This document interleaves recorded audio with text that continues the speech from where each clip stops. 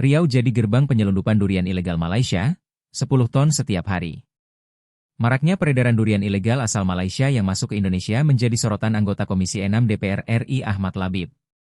Ahmad Labib mengungkap ratusan kilogram durian ilegal masuk setiap hari ke pasar Indonesia, melalui jalur Provinsi Riau, Batam, dan Jakarta. Praktik ini sangat merugikan petani lokal dan mengancam keberlangsungan usaha mereka.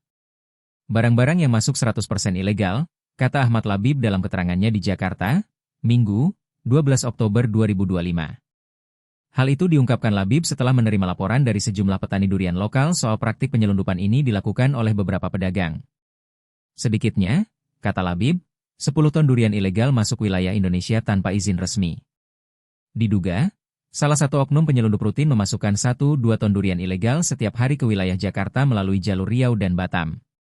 Ia menegaskan aksi pelaku impor ilegal ini telah menciptakan persaingan tidak sehat dan mengganggu kestabilan harga durian lokal di berbagai daerah.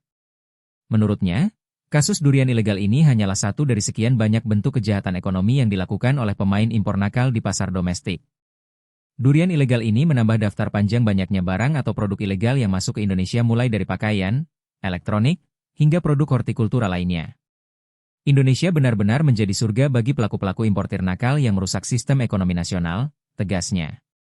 Ahmad Labib menambahkan praktik penyelundupan seperti ini tidak hanya merugikan petani dan pelaku usaha kecil, tetapi juga berpotensi menurunkan kepercayaan masyarakat terhadap tata kelola perdagangan nasional. Oleh karena itu, ia menegaskan bahwa tindakan tegas terhadap pemain impor ilegal harus menjadi prioritas bersama. Ia menegaskan bahwa tindakan tegas terhadap pemain impor ilegal harus menjadi prioritas bersama. Laporan mengenai pelaku, nomor kontak, serta jalur distribusi telah kami serahkan ke Kementerian Perdagangan untuk ditindaklanjuti. Kami ingin agar pelaku-pelaku seperti ini benar-benar diberantas hingga ke akarnya, ungkapnya. Ahmad Labib mendorong agar pengawasan di jalur distribusi diperketat dengan pendekatan teknologi digital dan kolaborasi lintas instansi, guna menutup celah yang selama ini dimanfaatkan oleh oknum pelaku penyelundupan. Langkah preventif dan penegakan hukum yang tegas harus berjalan beriringan.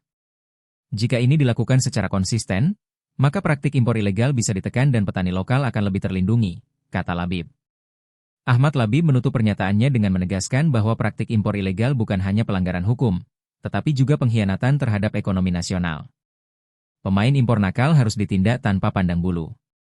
Jika dibiarkan, mereka akan terus merusak ekosistem perdagangan dan mengorbankan pelaku usaha lokal yang jujur.